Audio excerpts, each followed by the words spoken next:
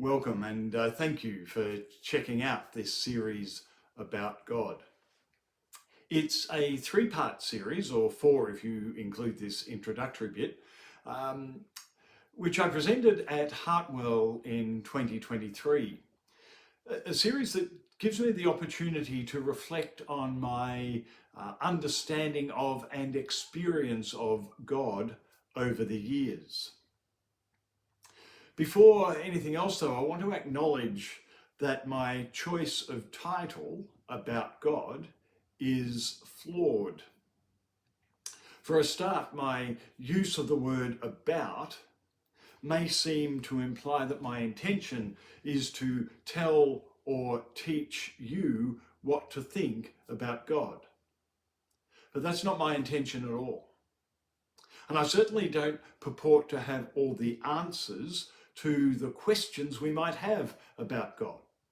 Rather, my intention is to open a dialogue about God, a dialogue that may encourage and resource you to do your own thinking, to reflect on your own experience and to develop your own theology, if you like, about God.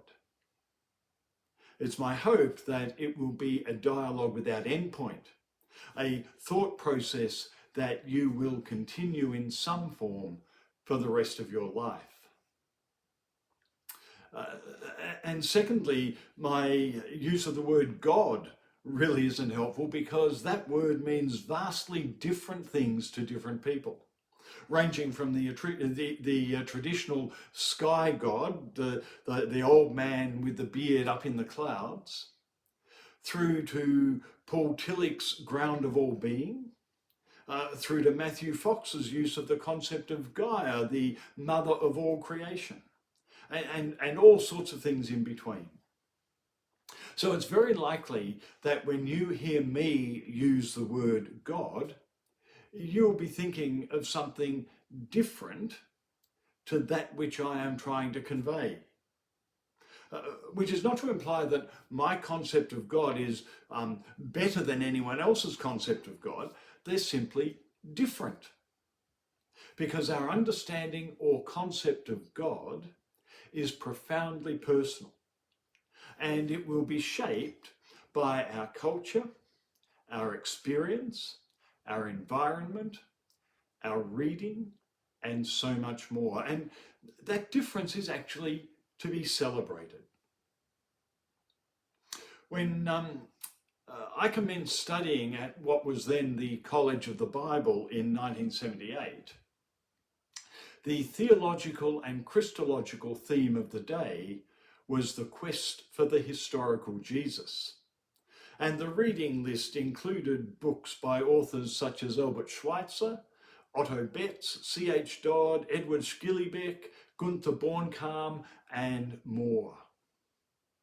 The aim of this quest was to get behind the text of the Gospels and other literature by asking, what can we really know about the historical Jesus?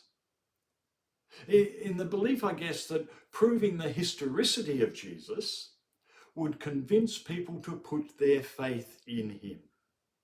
It was a very rational exercise for a very rational age and a rational generation of biblical scholars. In the same decade, a significant shift was afoot in the secular world. The Beatles were singing about their magical mystery tour, and Strawberry Fields, and Lucy in the Sky with Diamonds. The Small Faces were dreaming of taking us to Itchycoo Park. Richard Harris introduced us to MacArthur Park melting in the dark. The world was changing into a conservative world where reason and intellect were king, came music that represented a radical new culture, a world of mystical apparitions and psychedelic experience. Unfortunately, much of this mystical experience was drug-induced, and as a result, it sort of lacked both credibility and sustainability. The new world it offered was never really going to usurp the eminently more sensible world of rational thought and prudent practice. Eventually, well, even the Beatles abandoned their mystical quest and went back to writing more commercially saleable music. But the world had forever changed. And albeit a little later than the secular world, the theological world was changing too. During the 1980s, a new movement emerged, exemplified by writers like Matthew Fox. Fox's books like Original Blessing, We, All the Way Home, on becoming a mystical musical bear, and The Coming of the Cosmic Christ. These books attempted to recalibrate our thinking by focusing on the mystery of God and the mystical experience of Jesus. Unfortunately, the church generally was no more ready for mystical gospel experiences than the world was for mystical musical experiences. And the Catholic Church ended up disciplining Matthew Fox and revoking his license to teach within their orthodox institutions. But a movement had been initiated and change was underway. Interestingly, the next wave in theological scholarship during, say, the 1990s represented a return to the safety of rational thought and reasoned academic discussion. The Jesus Seminar represented a quest to identify and codify the words of Jesus. What did Jesus really say was their question.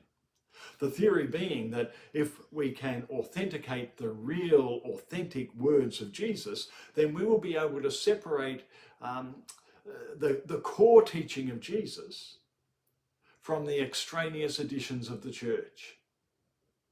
Excellent books like Marcus Borg's Meeting Jesus for the First Time, Robert Funk's Honest to Jesus, and the brilliant Five Gospels, which colour codes the text of the New Testament from highly unlikely to almost definitely the words of Jesus.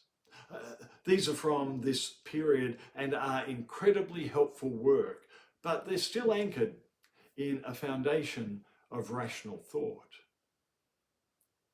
Even more recently, writers like Richard Rohr, Bruce Sanguin, Peter Rollins, Cynthia Burgo, Eckhart Tolle, and others have invited the church to refocus on the more mystical, spiritual dimensions of faith and are offering a fresh lens through which to view the Gospels. Now, why this oversimplistic history lesson as an introduction to my series? Because as we begin our discussion about God, I want to invite you to let go of your preconceptions. Let go of the familiar and comfortable images and understandings that you have about God, and walk with me into a potentially new way of talking about God, a potentially new way of experiencing God. I hope you'll stick with us as we now embark on this three-part journey. Part 1 will be about God. Part 2 will be finding our way home. And part 3 will be knowing God. I do hope that you will find something useful and maybe even stimulating in the conversation.